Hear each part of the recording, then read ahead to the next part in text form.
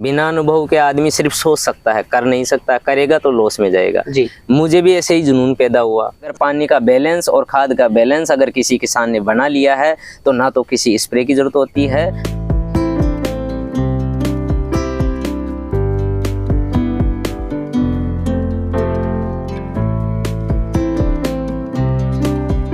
राजस्थान की जो मिट्टी है अनार के लिए सबसे अच्छी सूटेबल मिट्टी है। महाराष्ट्र नासिक में बल्क में अनार पैदा होते हैं जी। लेकिन ए ग्रेड माल जो साफ सफाई से आप देख रहे होंगे, ये छोटे अभी अनार हैं।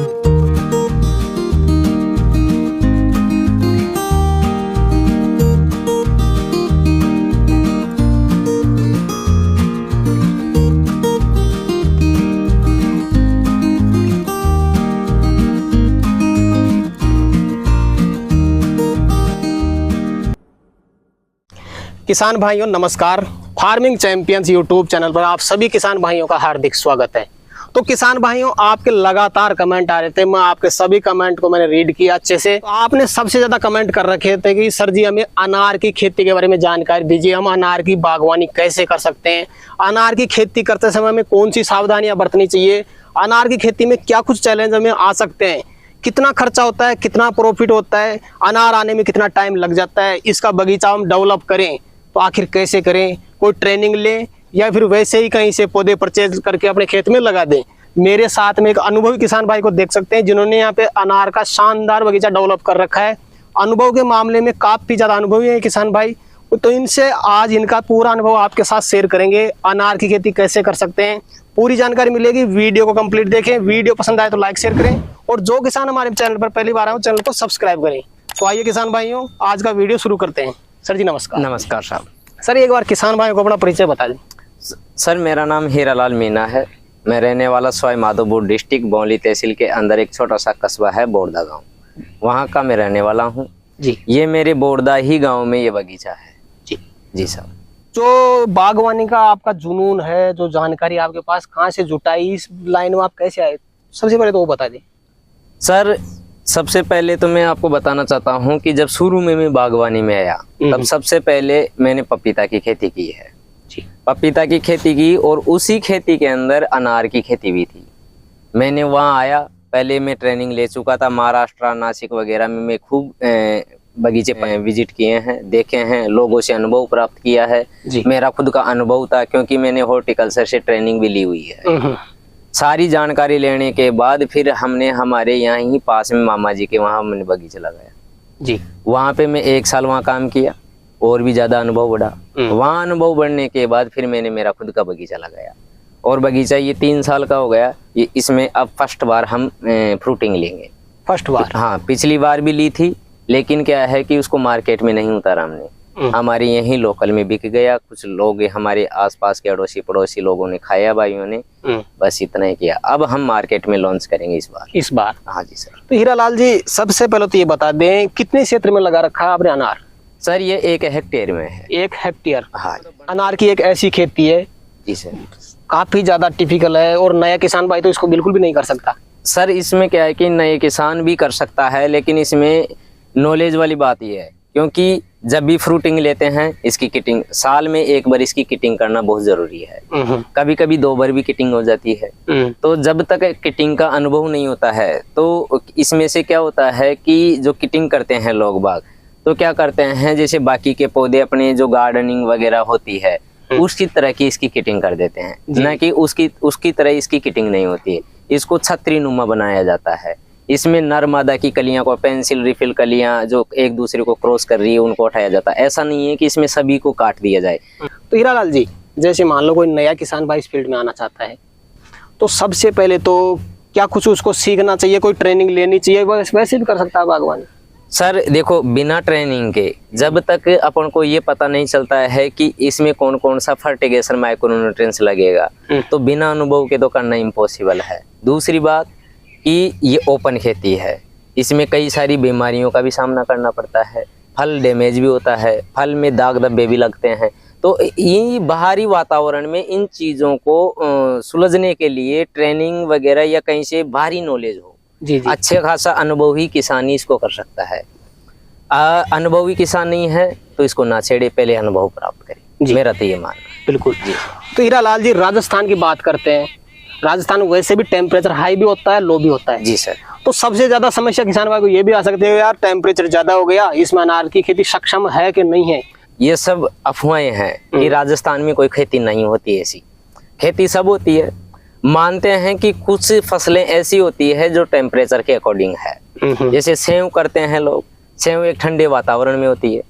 तो ऐसा नहीं कि आजकल ऐसी वेराइटियों भी चालू हो गई है जो अपने जब सर्दी का मौसम आता है उसमें अपन सेव भी प्राप्त कर सकते हैं।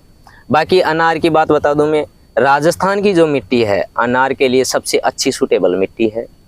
महाराष्ट्र नासिक में बल्क में अनार पैदा होते हैं जी। लेकिन एक ग्रेड माल जो साफ सफाई से आप देख रहे होंगे, ये छोटे अभी अनार हैं, ये बिल्कुल फिनिशिंग के साथ हैं। ऐसे अनार 400, 500 ग्राम तक का अनार क्या जालोर में खूब देखने को मिलेंगे, जो राजस्थान में है। अच्छी ब्लक में पैदा होती है। महाराष्ट्र से भी कई शानदार ए ग्रेड माल मिलता है वहाँ पे। यहाँ भी हो सकता है, मैंने की है। पिछली जो फ्लावरिंग थी उसको देखते हुए मुझे कोई ज्यादा टिपिकल नहीं लगा। जी जी, आराम से कर सकते हैं। रेख देख की सबसे ज्यादा जरूरत पड़ती है, जो वो अपनी नजरों में रखे, कहीं भी कोई बीमारियां न पनपे, स्प्रे टाइम से टाइम निकालते रहे। मैं वैसे भी जैविक करता हूँ, मुझे केमिकल की जरूरत पड़ी नहीं, अभी तक ऐसा कोई इशू आया नहीं। तो हीरालाल जी, अब मैं शुरुआत से डिटेल लेना चाहूंगा थोड़ा। जी सर। शुरुआत में जैसे आपका मानस बना कि मुझे अनार की खेती करनी है, जी सर, तो आपने खेत की कोई विशेष तैयारी की या फिर गड्ढे में ही कुछ तैयार किया, कोई खाद वगैरह डाला, थोड़ा वो प्रोसेस दिखा दे शुरुआत का। सर क्या है कि जब कोई भी फसल की जब नॉलेज मिलती है तो एक किसान के अंदर जुनून सा पैदा होता है कि हम भी क्यों नहीं ये फसल कर ले। लेकिन अनुभवी किसान होगा तो अच्छे से करेगा। बिना अनुभव के आदमी सिर्फ सोच सकता है, कर नहीं सकता, करेगा तो लॉस में जाएगा। जी। मुझे भी ऐसे ही जुनून पैदा हुआ, जहाँ पे मैं ट्रेनिंग की, एक साल दूसरे फार्म पे रह के आया, वहाँ देखा किया, फिर मेरे यहाँ आके मैंने अनार लगाया। तो मैंने सबसे पहले गर्मियों में मार्च अप्रैल के महीने में गड्ढे खोदे। ये 10 बाई 10 पे हैं। 10 बाई 10 बिल्कुल। मैंने गड्ढे खोदे 2 फीट गहरा और 1.5 फीट चौड़ा। उसमें मैंने क्या किया, जो भूसा होता है, जैसे अपने जो खरपतवार होती है सूखी हुई, उनकी कुट्टी करके नीचे डाला। उसमें गोबर खाद डाला, इसमें बाकी के वर्मी कंपोस्ट वगैरह खाद वगैरह डाल के, और कुछ मटेरियल मैंने बना रखे थे, जैसे नीम की खली बना रखी थी, कुछ निकोटिन था, ऐसे करके उनमें डाला। डालने के बाद पूरे मई जून तक तपने दिया उस खड्डे को, और फिर उनको बूर दिया, मिक्स कर दिया। मिक्स करने के बाद फिर बारिश हुई। बारिश जब तक 2 बारिश नहीं हुई मेरे गड्ढों पे, गड्ढा गीला हुआ पूरा, अंदर से कोई कंपोस्ट नहीं था पूरी तरह, वो कंपोस्ट होना चालू किया। फिर मैंने बारिश में ये पौधे लगाए, अच्छे ग्रो हुए, निरोगी रहे, शानदार ग्रोथ किया इन्होंने। दूसरी साल फिर मैंने इनमें बेसल डोज भरा, धीरे धीरे ये प्रोसेसिंग चलती रही। आज ये पौधे 3 साल के हो गए। 3 साल। अब वैसे तो 18 महीने में फ्लावरिंग चालू हो जाती है, अपन फल ले सकते हैं। लेकिन क्या है कि पौधा कितनी कैपेसिटी रखता है, कितनी क्वांटिटी तक वजन सहन कर सकता है, जैसे 10 किलो 15 किलो उस हिसाब से ले। अगर ज्यादातर अगर किसान को अगर कोई किसान अगर टाइम का इंतजार कर सकता है तो वो 3 साल बाद ही ले, क्योंकि पौधा अच्छे से ग्रोथ हो जाता है, कैपेसिटी अच्छी हो जाती है, मजबूत हो जाता है, सारा काम बढ़िया रहता है जी। फिर फ्लावरिंग स्टार्ट करे, अच्छा बेनिफिट मिलता है, मार्केट वैल्यू अच्छी रहती है, कभी भी 50 रुपए से नीचे नहीं आता है। बिल्कुल 100, 150, 200 रुपए तक जाता है।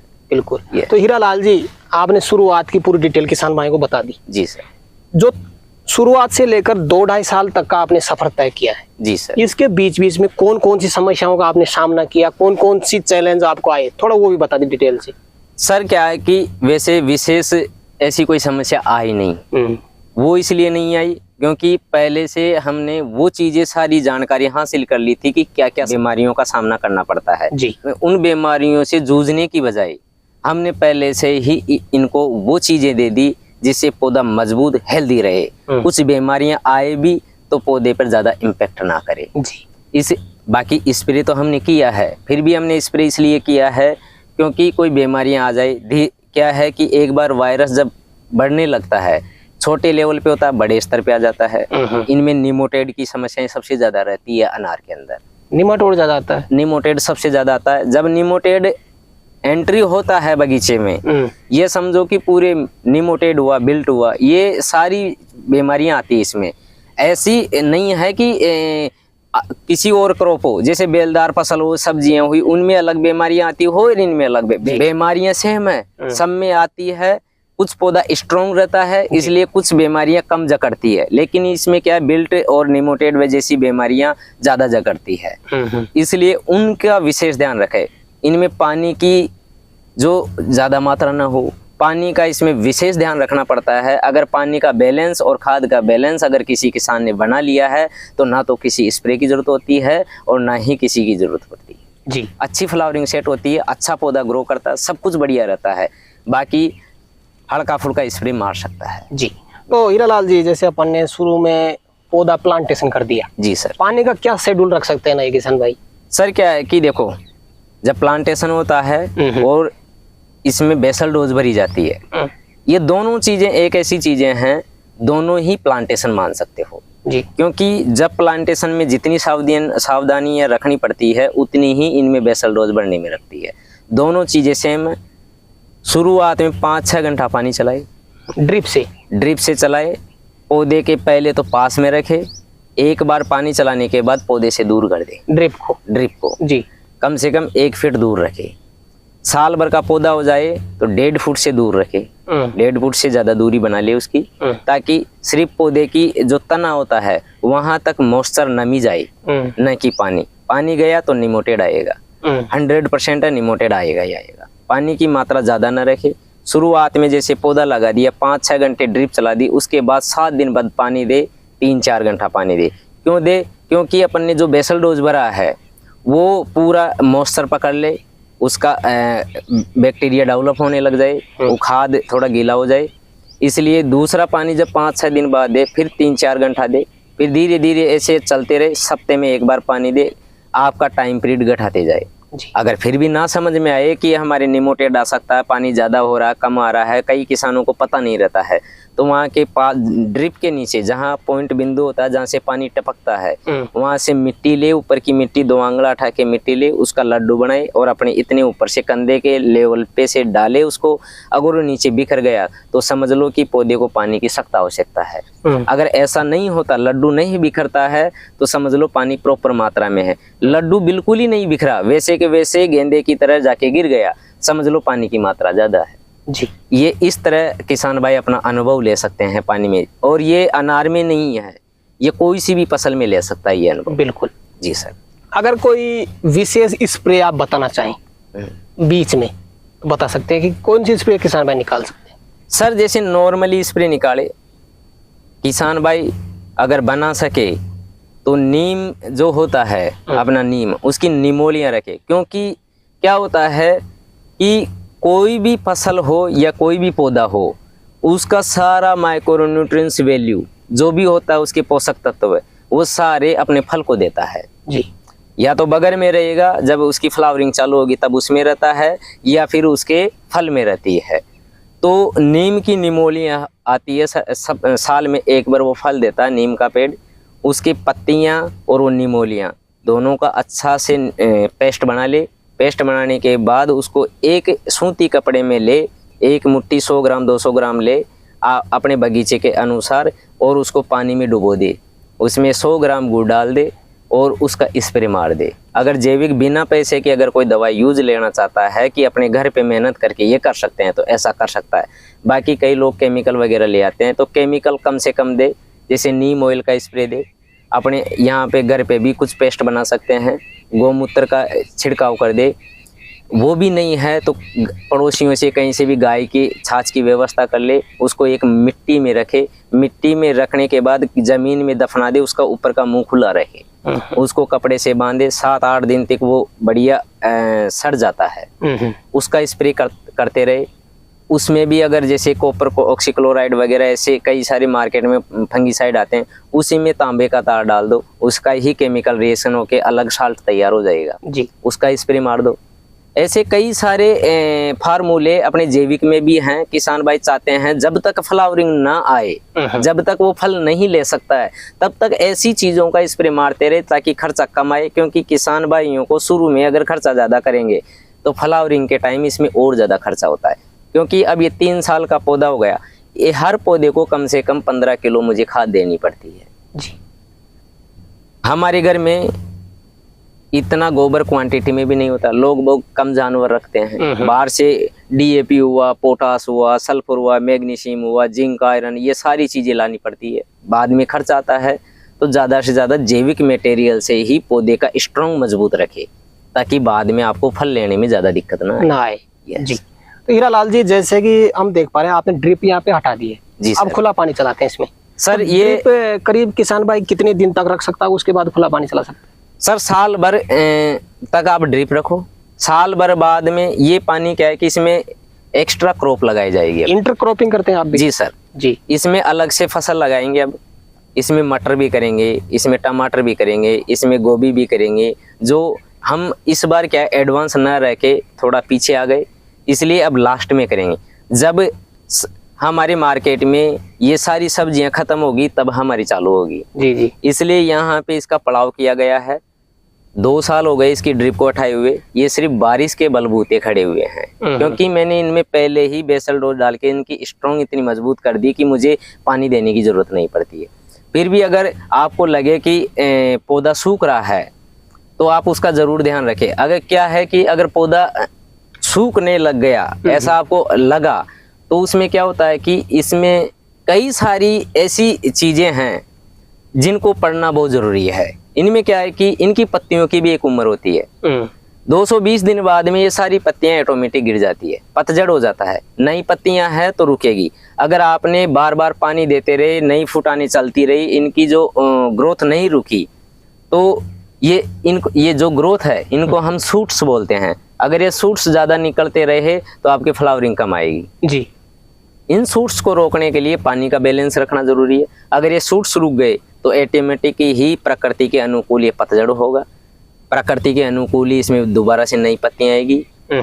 अगर पतझड़ प्रकृति के अनुकूल हुआ तो फ्लावरिंग डबल सेट होती है। जी जी। हाँ, जितने प्रकृति के अनुकूल रखोगे उतनी ज्यादा आपको फ्लावरिंग मिलेगी, देखने को मिलेगी। जी सर। तो हीरालाल जी, जैसे आपके 3 साल कंप्लीट हो चुके हैं। जी सर। इस बार कोई बैसल के रूप में मुख्य खाद डाल रहे हो आप इसमें? जी सर, इसमें मैंने घन जीवामृत तैयार किया है, वर्मी कंपोस्ट तैयार किया है, नीम केक तैयार किया है, कई सारी जो दालें होती है उनका हमने पेस्ट तैयार किया है। हमने इसमें हरी खाद तैयार की है, हरी खाद दी है। जैविक मटेरियल ज्यादा दिया आपने? जैविक मटेरियल ही देता हूँ। जी जी। फर्स्ट बार हमने अनार लिए थे, तब हमारी बेसल डोज के अनुभव में हमने ये प्राप्त किया है कि हमें बाहर से केमिकल लाने की जरूरत नहीं पड़ेगी। जी। इस बार हमने प्रॉपर बेसल डोज भर दिया है, नई फुटान हुई है। अब इनकी कटिंग करके ये बिना कटिंग किए हुए ये फ्लावरिंग सेट हुई है। जी बिल्कुल बिल्कुल, गुच्छों में फल लग रहे हैं सर क्या है कि जब पौधे में स्ट्रॉन्ग ज्यादा पैदा होगी, इसमें क्या होता है कि हमने पहले इसमें बेसल डोज भरा, बेसल डोज भरने के बाद हमने वही पानी, जैसे बेसल डोज भरने के बाद पानी चला दिया, हमारा खाद एक्टिव हुआ, पौधा खाने लगा, इसमें मजबूताएं आ गई। मजबूताएं आने के बाद हमने किटिंग से पहले अभी इनको रेस्ट पीरियड देना था, जो हमने 2 साल से देते आ रहे हैं। पौधे को अनार में सबसे इम्पोर्टेंट चीजें, ऐसा नहीं है, इसमें सभी इम्पोर्टेंट चीजें हैं। इनको रेस्ट पीरियड भी दिया जाता है। एक किसान पूरे दिन भर काम करता है, रात को रेस्ट करता है, सोता है, आराम करता है। वैसे ही इसको 6 महीने तक अपन जब फ्लावरिंग स्टेज पे आ गया, 6 महीने लग जाते हैं पूरी प्रोसेसिंग में इसको कार्य करते हुए। बाद में इसको रेस्ट पीरियड भी दिया जाता है। उसी में रेस्ट पीरियड में ही आप किसान भाइयों का, मेरा कहना किसान भाइयों से यही है कि रेस्ट पीरियड जब ले तभी खाद डाले। सारा काम पौधे को जितना मजबूत बना सकता है वो रेस्ट पीरियड में ही करे, क्योंकि उस टाइम अपन को पतझड़ करना है। पतझड़ में ना तो फ्लावरिंग आती है ना कुछ आता है, तो वो 2-3 महीने का जो पीरियड निकले आपका वो रेस्ट पीरियड का है। उसी में आप ज्यादा से ज्यादा इसका बेसल खुराक भरे और फिर आप फ्लावरिंग सेट ले। पौधे की इम्यूनिटी पावर को बढ़ा सकते हैं उस टाइम। जी सर। तो आगे चल करके आपको फ्रूटिंग भी अच्छी मिलेगी और पौधा भी आपका मजबूत रहेगा। जी सर। जी। तो सर जी, सेकंड बार आपने पिछली साल भी इसमें फ्रूटिंग ली। जी। करीब एक पौधे से कितना माल ले लिया था पिछले साल? सर उसकी फोटो है मेरे पास, आज भी रखी हुई है, मैं आपको बताऊंगा। कम से कम एक पौधे पे इतना माल मुझे लेना नहीं चाहिए था, लेकिन कुछ समस्याओं का सामना ऐसा करना पड़ा कि हम ज़्यादा ध्यान नहीं दे पाए। इसलिए कम से कम एक पौधे पे 40 किलो तक माल आ गया था। 40 किलो तक? ये पूरे पौधे बिखर गए थे, सब जमीन पे सो गए थे। इनको दोबारा से हमने उनको हटवाया, यहाँ के लोग आए, वो तोड़ के ले गए खाने के लिए, कुछ बेच दिया कर दिया, ऐसे करके इनको खाली किया।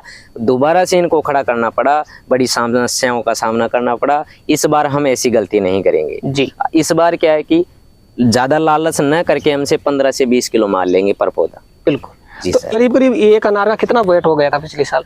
सर मैं एक अनार हाईएस्ट इसमें 700 ग्राम का था। 700 ग्राम? जी सर। 400 ग्राम से लेके 500 ग्राम तक की संख्या तो देखने को काफी मिली है, लेकिन हाईएस्ट मुझे 2-4 फल ऐसे भी मिले थे। मैं ऐसा तो नहीं कहूंगा कि पूरे बगीचे में इतना था, लेकिन थे 10-20 फल ऐसे मिले मुझे जिनका वेट 700 ग्राम था। जी सर जी। और आज भी देख रहे होंगे कि ये अभी तक तो ये लाल हो गया, तो 150-200 ग्राम का शायद हो चुका होगा ये भी। हाँ ये 150-200 ग्राम का है। लेकिन अनार में क्या होता है, शुरू में लाल होता है, अब ये ग्रीन होगा वापिस। अच्छा। ये ग्रीन होके फिर वापिस से लाल होगा, लेकिन जी इसका जो ऊपर का कॉटन है ये बिल्कुल लाल और ए ग्रेड में बिल्कुल शाइनिंग के तौर पे मिलेगी आपको चीज़।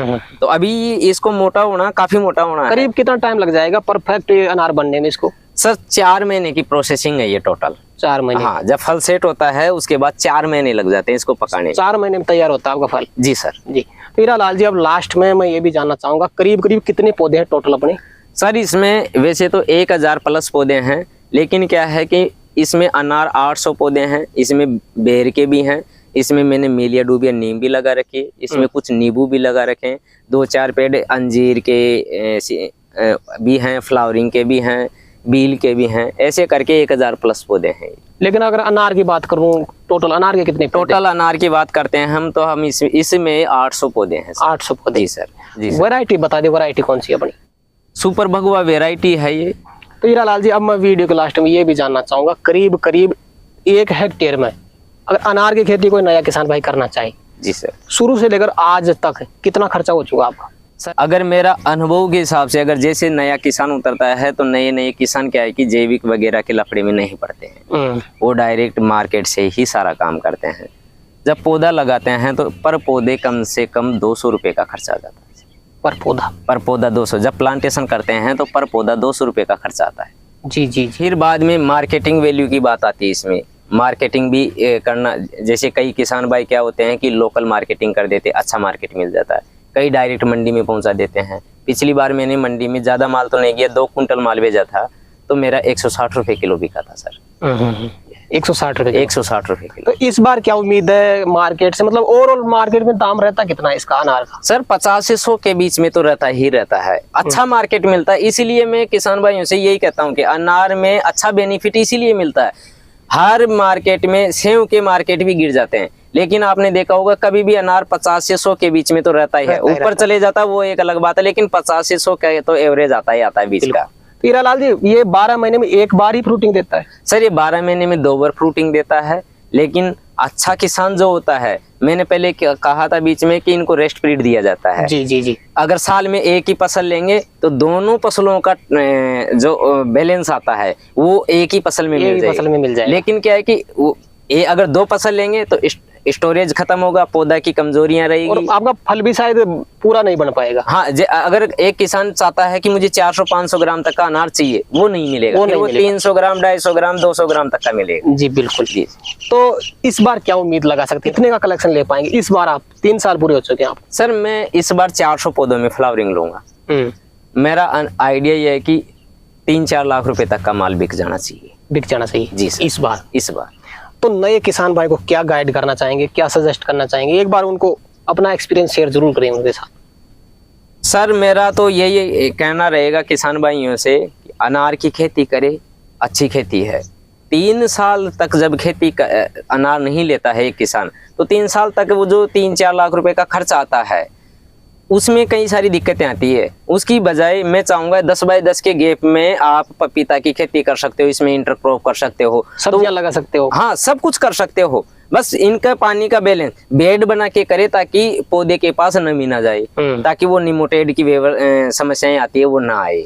ऐसे 3 साल तक तो कर सकता है, बाकी बाद में फिर अच्छे से निगाह तरीके से खेत को खाली रखे और अच्छी अब बाद में तो आपको अच्छा बेनिफिट ये पौधे ही दे देंगे। हाँ सर, बिल्कुल। तो हीरालाल जी, आज किसान भाइयों के लिए आपने समय निकाला और एक सटीक जानकारी किसान भाइयों तक पहुंचाई, उसके लिए आपका बहुत बहुत धन्यवाद। जी धन्यवाद। धन्यवाद सर। तो किसान भाइयों, जानकारी कैसी लगी हमें कमेंट करके जरूर बताएं। वीडियो पसंद आए तो लाइक करें, शेयर करें, और जो किसान भाई हमारे चैनल पर पहली बार आए चैनल को सब्सक्राइब करें। तो किसान भाइयों, आज के लिए इतना ही, मिलते हैं नई वीडियो में, तब तक के लिए जय जवान जय किसान।